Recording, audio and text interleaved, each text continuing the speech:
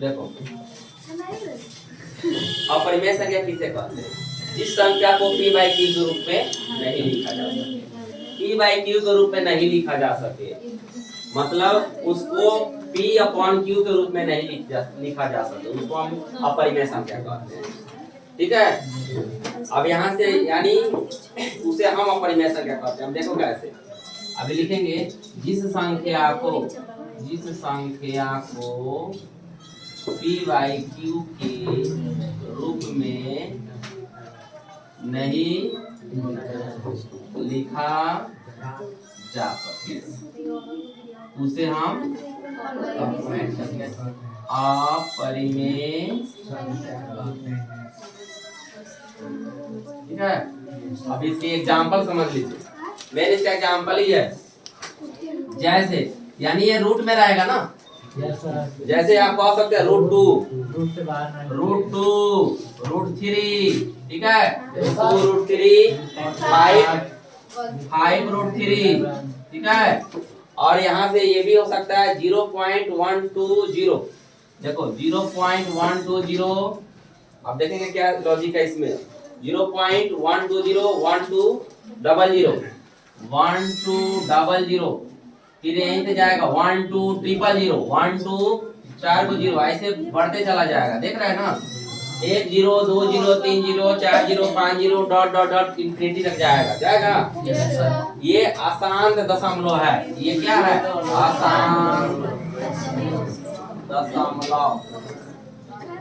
ये अशांत दशमलव है, ये अशांत दशमलव है। अब यहाँ से एक चीज और भी समझ सकते हैं, परिमेय रूट जो होता है, देखो ये रूट है ना, रूट को जो है देख लो, रूट को दो टाइप में हम बना सकते हैं। देखिए कैसे, परिमेय के लिए क्या कर रहे हैं, देखो परिमेय संख्या और ये अपरिमेय संख्या, ठीक है, रेशनल और इरेशनल, परिमेय संख्या का मतलब क्या होगा, रूट से बाहर निकालेंगे। जैसे root 4, root 9, root 16, root 25 dot dot infinity हो जाएगा। अब इसमें क्या आ जाएगा, root 3, root 2, root 5, root 6, root 7 dot dot dot infinity हो जाएगा। हो रहा है कि नहीं हो रहा है?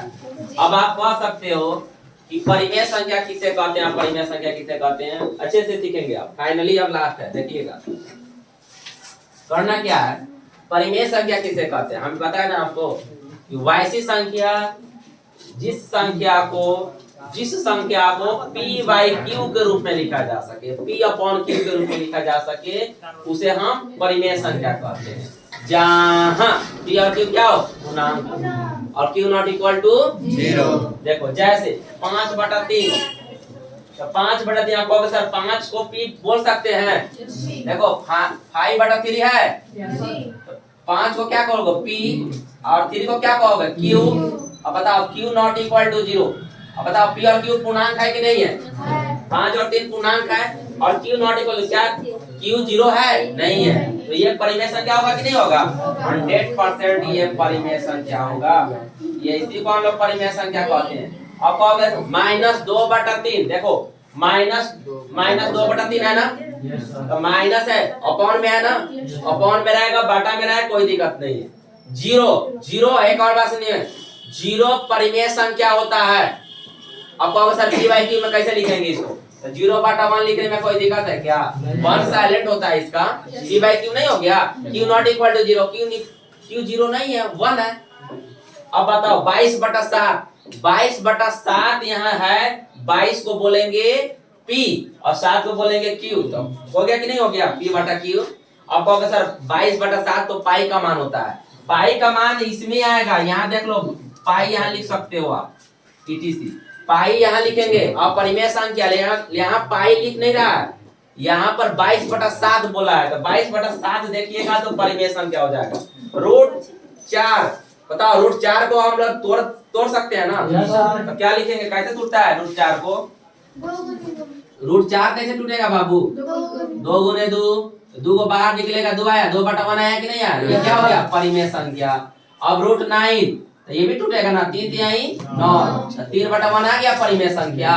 अब होगा सर 3/5, देखो 3/5 है तो ये भी परिमेय संख्या। आप कैसे देखो 3/5 है, ये पॉइंट को टूटेगा तो एक आएगा ना नीचे 10, तो क्या आएगा 35/10। अब ये तोड़ सकते हैं, 5 से 35, 5 दूनी 10, कितना है रियल वैल्यू 7/2।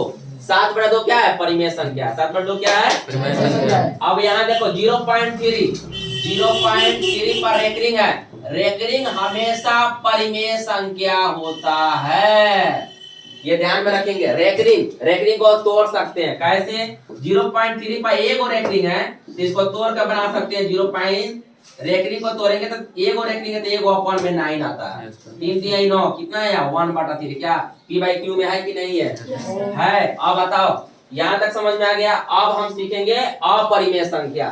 अपरिमेय संख्या किसे कहते हैं, जिस संख्या को P/Q के रूप में नहीं लिखा जा सके उसे हम अपरिमेय संख्या कहते हैं। जैसे रूट में आप कहोगे सर अपरिमेय संख्या कैसे समझेंगे, तो देखो बाबू कैसे समझना है अपरिमेय संख्या, ये बताओ। रूट आप बोल सकते हैं 7 टूटेगा, तो ये क्या हो गया अपरिमेय संख्या, कोई दिक्कत है क्या। आप कहोगे सर √2 गुने 3, √2 गुने 3, अगर इसको गुना करते हैं तो 3√2 हो रहा है, तो ये क्या हो गया अपरिमेय संख्या हो रहा है, अपरिमेय संख्या हो रहा है कि नहीं हो रहा है। आप कहोगे √2 गुने √2, तो देखो √4 हो गया, तो ये क्या हो गया परिमेय संख्या हो गया, क्या हो गया हो गया कि नहीं हो गया। अब आप देखो यहाँ से एक कांसेप्ट और भी बन सकता है, 2 + √3, तो √3 है, एगो परिमेय एगो अपरिमेय को ऐड कर रहा है, परिमेय संख्या 2 है, अपरिमेय संख्या क्या है √3 है, इसको ऐड करेगा, ऐड करने पर क्या आ रहा है अपरिमेय संख्या, क्या आएगा अपरिमेय संख्या। कोई दिक्कत है जी। अब बताओ एक चीज और समझ लो, 2 - √3 माइनस है तो क्या दिक्कत है, वो भी हो गया अपरिमेय संख्या, हुआ कि नहीं हुआ। अब एक बटा में हम सीख जाते हैं, देखो बटा में क्या होता है, अगर रूट अभी देखो ऐसे 2√3 अपॉन में √3, √3 से √3 कैंसिल हो गया, क्या आया 2 क्या होता है परिमेय संख्या, 2 क्या होता है परिमेय संख्या। अब आप देखो ये चीज और से देख लो, 2 + √3 अपॉन में 2, अपॉन में क्या हो गया, ये क्या हो जाएगा, क्या होगा अपरिमेय संख्या। इसमें क्या दिक्कत है यार तुम लोग, इसमें सोचने वाली बात क्या है, इसमें 100% अपरिमेय संख्या होता है।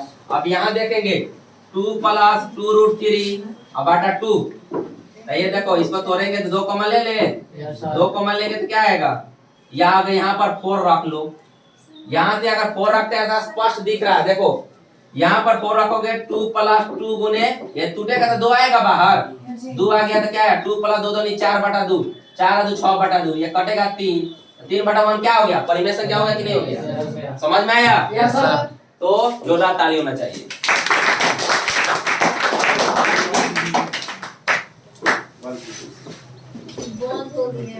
अपने से